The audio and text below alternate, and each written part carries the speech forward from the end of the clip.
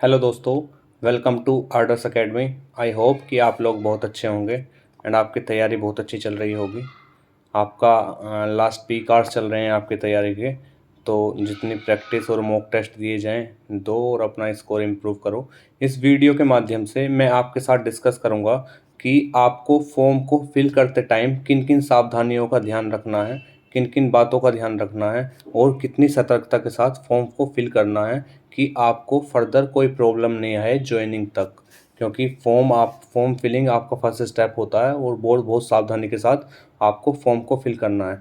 और मैं आपके साथ ये भी डिस्कस करूंगा कि फॉर्म फिल करते टाइम या फिर दिल्ली पुलिस की पूरी प्रोसेस में आपको किन किन डॉक्यूमेंट्स की ज़रूरत होगी, कब, किस डेट के, कैसे वो डॉक्यूमेंट्स आपके पास होने चाहिए ताकि आपको कोई भी प्रॉब्लम फेस करनी ना पड़े। सबसे पहले हम डिस्कस करते हैं कि डॉक्यूमेंट्स के बारे में, कि दिल्ली पुलिस की पूरी प्रोसेस में, पूरी भर्ती की प्रक्रिया में किन किन डॉक्यूमेंट्स की आपको आवश्यकता होगी। ठीक है, उसके बाद हम डिस्कस करेंगे कि फॉर्म को फिल करते टाइम आपको किन किन बातों का ध्यान रखना है, क्या क्या आपको सावधानियां बरतनी है ताकि कोई प्रॉब्लम फेस ना करनी पड़े। आप वीडियो को ज़रूर अंत तक देखें और वीडियो को सभी के साथ शेयर करें जो दिल्ली पुलिस की तैयारी कर रहे हैं या फिर फॉर्म फिल करने जा रहे हैं, ताकि कोई पूरी भर्ती प्रक्रिया में किसी तरह की प्रॉब्लम फेस न करें। चलो बात करते हैं डॉक्यूमेंट्स के बारे में, क्या क्या डॉक्यूमेंट्स आपके पास होने चाहिए। सबसे पहले बात करते हैं हम सर्टिफिकेट के बारे में। सर्टिफिकेट जो होंगे, कास्ट सर्टिफिकेट होगा एंड ईडब्ल्यूएस सर्टिफिकेट होगा। बात करते हैं कास्ट सर्टिफिकेट के बारे में। जो कास्ट सर्टिफिकेट होगा ओबीसी या एससी कैटेगरी के लिए, आपको ध्यान रखना है कि वो कास्ट सर्टिफिकेट जहाँ से भी आप बनवाते हैं वो अंडर द सेंट्रल गवर्नमेंट, मतलब सेंट्रल गवर्नमेंट का आपको कास्ट सर्टिफिकेट बनवाना है। स्टेट गवर्नमेंट का आपका कास्ट सर्टिफिकेट वैलिड नहीं होगा। आपके कास्ट सर्टिफिकेट के ऊपर लिखना होना चाहिए अंडर द सेंट्रल गवर्नमेंट, उसके ऊपर केंद्र सरकार के अंडर में वो लिखा होना चाहिए। जब आप जहाँ से भी बनवाएंगे, तहसील से, किसी से, उससे आप बोल देना कि भाई हमें सेंट्रल का कास्ट सर्टिफिकेट बनवाना है। दूसरी बात आपको ध्यान रखनी है कि आपका कास्ट सर्टिफिकेट 3 साल से पुराना नहीं होना चाहिए। 3 साल से पहले, मतलब कहने का मतलब ये है, आपके पास जो कास्ट सर्टिफिकेट है या एससी की कास्ट सर्टिफिकेट है, तो आपके पास वो सर्टिफिकेट 2021 के बाद का होना चाहिए, मतलब 2022 2023, उससे पहले का नहीं होना चाहिए।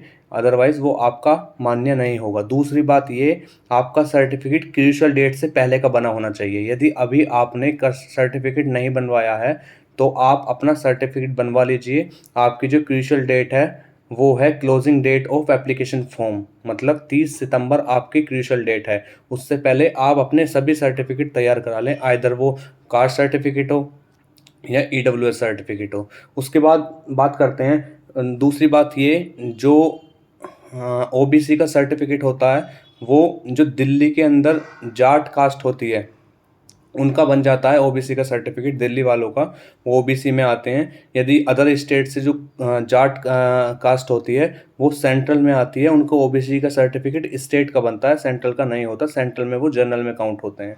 ठीक है, वो चाहें तो ईडब्ल्यूएस सर्टिफिकेट बनवा सकते हैं यदि वो ईडब्ल्यूएस का क्राइटेरिया फुलफिल कर रहे हैं तो। ठीक है, अब दूसरी बात करते हैं ईडब्ल्यूएस सर्टिफिकेट की। ईडब्ल्यूएस सर्टिफिकेट का आपको ध्यान रखना है, उसको लेके पहले भी जो लास्ट भर्ती हुई है उसमें भी बहुत सारी ऑब्जेक्शंस उठाए गए हैं, तो उन सब चीज़ों का आपको ध्यान रखना है। ध्यान रहे, आपको ईडब्ल्यूएस सर्टिफिकेट क्रूशियल डेट से पहले का बनवाना है।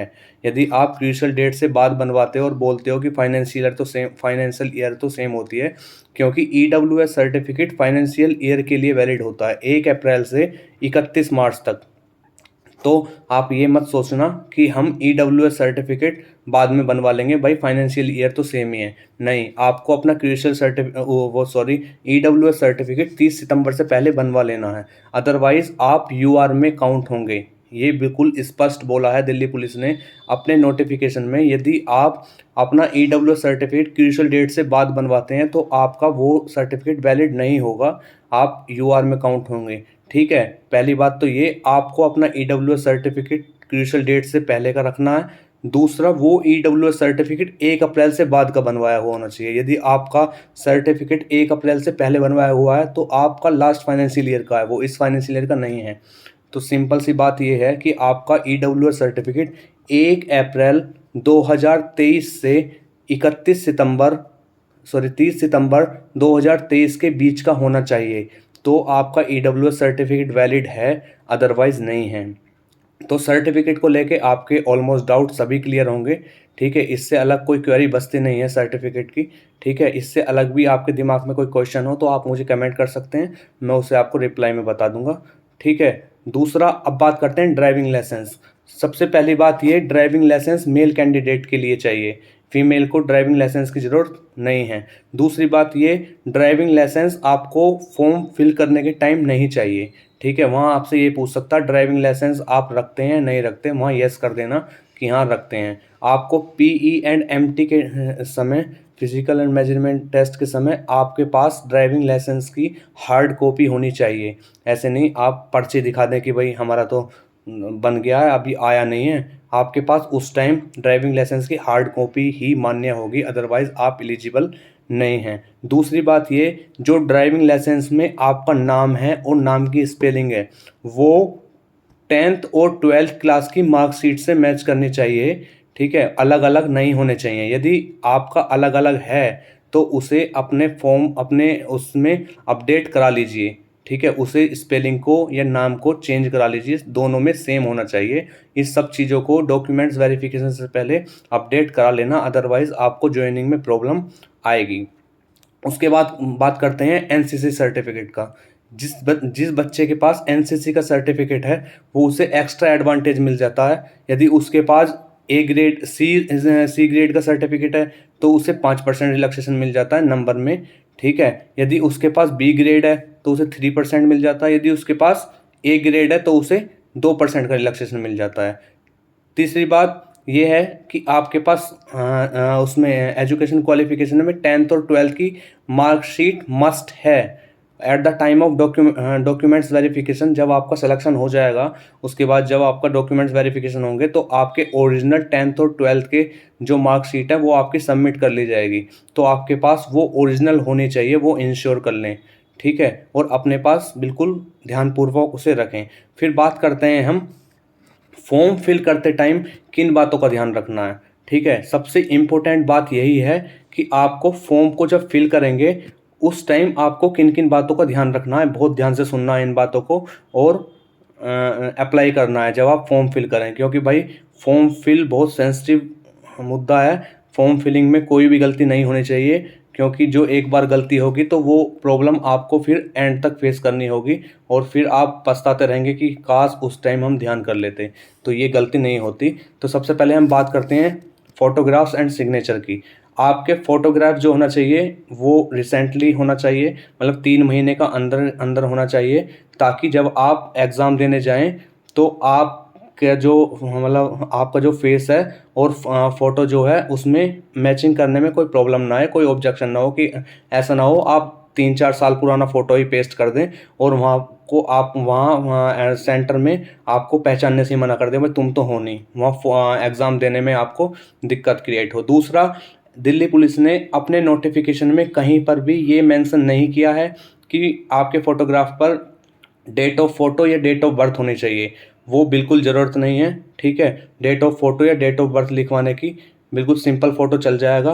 बैकग्राउंड भी उन्होंने कोई ऐसा मेंशन नहीं किया है कि फ़ोटो का बैकग्राउंड ये होना चाहिए, लेकिन फिर भी आप अपने से ध्यान रखना बैकग्राउंड ऐसे होना चाहिए जिसमें आप क्लियर विजिबल हो, ठीक है। कोई उल्टा सीधा बैकग्राउंड नहीं होना चाहिए, ठीक है। वाइट बैकग्राउंड ठीक होता है, बाकी आप देख लेना जो भी बैकग्राउंड हो जिसमें आप क्लियर विजिबल हो।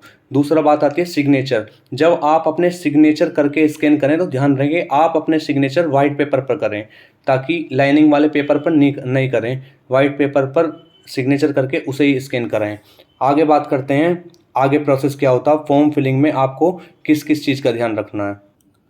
फॉर्म फिल करते टाइम आपसे एग्ज़ाम सेंटर की प्रेफरेंस मांगी जाती है कि आपको क्या क्या एग्ज़ाम सेंटर चाहिए।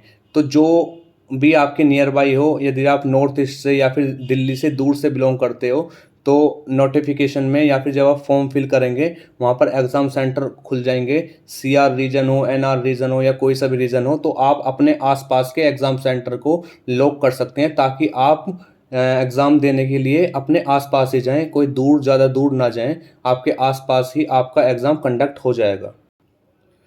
दूसरा, फॉर्म फिल करते टाइम आपके पास एक ऑप्शन आता है एज रिलैक्सेशन का। यदि आप एज रिलैक्सेशन लेते हैं तो उसमें यस करना है और उसकी फॉर्मेलिटीज़ को फिल करना है। एज रिलैक्सेशन कोड वोड जो भी उसमें फॉर्मेलिटीज़ हों वो फिल करना है। यदि आप एज रिलैक्सेशन सीक नहीं कर रहे हैं, मतलब एज रिलैक्सेशन नहीं ले रहे हैं, तो उसे नो कर देना है और नेक्स्ट ऑप्शन पर चले जाना है। एक ऑप्शन आता है एनसीसी सर्टिफिकेट का। यदि आपके पास एनसीसी सर्टिफिकेट है तो यस करना है। उसके बाद फॉर्मेलिटीज़ में कौन सा आपके पास एनसीसी सर्टिफिकेट है, सी है, बी है, ए है, वो वहाँ पर एनसीसी सर्टिफिकेट नंबर और वो मेंशन कर देना है। ऐसा करने पर यदि आपके पास एनसीसी सर्टिफिकेट है तो एडिशनल बेनिफिट आपको मिल जाते हैं। फिर बात करते हैं एजुकेशन क्वालिफिकेशन की। बहुत से लोग तुम में से ऐसे भी होंगे जो ग्रेजुएट होंगे, पोस्ट ग्रेजुएट होंगे, बीटेक होंगे, एमटेक होंगे, पता नहीं क्या क्या आपने कोर्स किए होंगे, कोई ग्रेजुएट, कोई पोस्ट ग्रेजुएट। ठीक है, आपको एजुकेशन में ये फॉर्म जो है ये ट्वेल्थ लेवल से है। यदि आपने ट्वेल्थ किया हुआ है तो आप इसके लिए एलिजिबल हैं। ठीक है, ग्रेजुएशन में टिक करने से सिर्फ इतना होता है कि आप वहाँ काउंट हो जाते हैं कि कितने बच्चे हमारे पास जो दिल्ली पुलिस में सेलेक्ट हुए हैं वो ग्रेजुएट हैं। ठीक है, उससे ज़्यादा कुछ नहीं होता उसमें। उससे ज़्यादा ऐसा नहीं कि उसमें तुम ग्रेजुएट या पोस्ट ग्रेजुएट मेंशन कर दोगे तो आपको कोई अदर एक्स्ट्रा बेनिफिट दिया जाएगा, कुछ नहीं दिया जाएगा।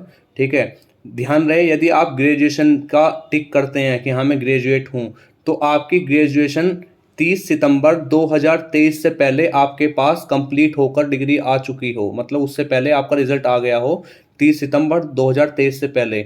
यदि आप अपियरिंग में ग्रेजुएट पर क्लिक कर रहे हैं और अभी रिजल्ट नहीं आया है तो वो गलत है, ऐसा नहीं करना है। आप ट्वेल्थ क्लिक करके और उसकी डिटेल फिल करके भी फॉर्म को फिल कर सकते हैं। कोई एक्स्ट्रा ऑर्डिनरी स्मार्ट नहीं बनना है, वही हम अपियरिंग चल रही है, दिल्ली पुलिस को ये दिखाना है कि हम तो ग्रेजुएट हैं, वो ऐसा कुछ नहीं होता। दिल्ली पुलिस कोई भी एक्स्ट्रा आपको बेनिफिट नहीं देगी कि आप ग्रेजुएट हैं, एमटेक हैं या फिर पोस्ट ग्रेजुएट हैं। उनका क्राइटेरिया सिर्फ ट्वेल्थ पास है, आप ट्वेल्थ पास होने चाहिए। उसके बाद चाहे आप कुछ भी हों, आपने पीएचडी कर रखी हो, कुछ भी कर रखी हो, डजेंट मैटर। ठीक है, तो इस चीज़ का ध्यान रखना है। यदि आप ग्रेजुएशन या पोस्ट ग्रेजुएशन पे टिक करते हैं और उसकी डिटेल को फिल करते हैं तो ध्यान रहे वो सब चीज़ें आपकी 30 सितंबर 2023 से पहले कंप्लीट हो गई हों। ऐसे नहीं अपियरिंग हो और आपने वहाँ टिक कर दिया है। ठीक है, तो इस चीज़ का आपको ध्यान रखना है। लास्ट बात ये है, जब आप पूरा फॉर्म फिल कर देंगे उसके बाद नीचे एक ऑप्शन लिखा हुआ आता है। जब आप फोटो भी अपलोड कर देंगे और सिग्नेचर भी अपलोड कर देंगे तो उसके नीचे लिखा हुआ आता है कि जो आपने फ़ोटो अपलोड किया है वो शायद 1 जून 2023 के बाद का है या नहीं। तो ध्यान रहे बच्चों, उसमें आपको यस करना है। ठीक है, उसमें नोट नहीं करना है, अदरवाइज़ आपका जो फॉर्म एप्लीकेशन फॉर्म है वो रिजेक्ट हो जाएगा। ठीक है, वो बिल्कुल एकदम रिजेक्ट हो जाएगा, तो उस चीज़ का ध्यान रखना है। आपको उसमें यस टिक करना है, चाहे आपका फ़ोटो पहले का हो या फिर बाद का हो, लेकिन करना यस ही है। अब मेरा मानना ये है कि आप अपना फ़ोटो नया ही उस पर अपलोड करना, ताकि आप विजिबल रहें और अच्छे से आपको पहचान पाए। ऐसे नहीं बहुत पुराना फ़ोटो अपलोड नहीं करना है। और उस ऑप्शन पर आपको टिक करना है यस का कि हाँ भाई मेरा फ़ोटो 1 जून 2023 से बाद का क्लिक किया हुआ है। अब बात करते हैं, आपका सारा फॉर्म फिल हो जाता है, ध्यानपूर्वक आपने पूरा फॉर्म फिल कर लिया है, तो जल्दबाजी में वो सबमिट नहीं करना है। सबसे पहले यदि आप कैफ़े से फिल कराते हैं तो उससे बोलें कि प्रीव्यू करें। प्रीव्यू करने पर आप एक बार पूरे अपने फॉर्म को जो आपने फिल किया उसे क्रॉस चेक कर लें। अपनी स्पेलिंग, नाम की स्पेलिंग, पापा जी के नाम की स्पेलिंग, माता जी के नाम की स्पेलिंग, वो सब एक बार ज़रूर क्रॉस चेक कर लें। ठीक है, ताकि कोई गलती हो तो उसमें करेक्शन कर लें। रिव्यू जरूर करना है, उसके बाद सबमिट करना है। सबमिट करने के बाद फ़ी डिडक्ट करानी है अपनी, जो भी आपकी फ़ीस होगी। उसके बाद उसका एप्लीकेशन फॉर्म का प्रिंट आउट ले लेना है। प्रिंट आउट लेकर अपने पास रख लेना है और फिर और अच्छे से तैयारी करनी है। तैयारी की वीडियो मैं ऑलरेडी आपको बना चुका हूँ कि आपकी क्या स्ट्रेटजी होनी चाहिए, क्या आपकी अप्रोच होनी चाहिए अब तैयारी करने की। ध्यान रहे अब आपका वो टाइम नहीं है कि आप किसी बैच के, क्रैश कोर्स के, इन सब चीज़ों के चक्कर में पड़े, क्योंकि अल्टीमेटली पढ़ना आप ही को है। चाहे आप बैच ले लो, क्रैश कोर्स ले लो या फिर इंडिविजुअल किसी टीचर से जाकर पढ़ लो। टीचर सिर्फ पढ़ा सकता है, उसके बाद पढ़ना आप ही को है। तो क्यों ना खुद ही आप ऑलरेडी अपने आप पढ़ें। जो चीज़ें समझ में नहीं आ रही हैं उस इंडिविजुअल चीज़ की क्लास ले लें, उसका कंसेप्ट क्लियर कर लें। इस चक्कर में ना पढ़ें कि भाई मुझे तो कोर्स परचेज करना है, पहले सिलेबस करना है, तो इस चक्कर में पढ़ेंगे तो बस सिलेबस ही कंप्लीट करेंगे, आप पर कुछ नहीं आएगा, तुम कुछ भी स्कोर नहीं कर पाओगे। तो आपके पास उतना टाइम नहीं है कि आप उसका कोर्स अपना परचेज करें, कोर्स कंप्लीट करें। कोई 7 8 10 महीने आपके पास नहीं है, मात्र 2 महीने बचे हुए हैं। जितनी भी तैयारी करें सेल्फ स्टडी से करें, वही आपको सिलेक्शन की तरफ ले जा सकती है। ये सब चीज़ें मैं आपको पर्सनली इसलिए बता रहा हूँ ताकि आप सब लोगों का, जो भी मुझसे जुड़े हुए हैं, उन सब लोगों का सिलेक्शन हो जाए और सब एक अच्छी जॉब ले लें, बढ़िया से अपनी लाइफ को एंजॉय करें। बाकी आपको कोई और डाउट आता है तो आप मुझे कमेंट सेक्शन में कमेंट कर सकते हैं, मैं कोशिश करूँगा उसका रिप्लाई करने का।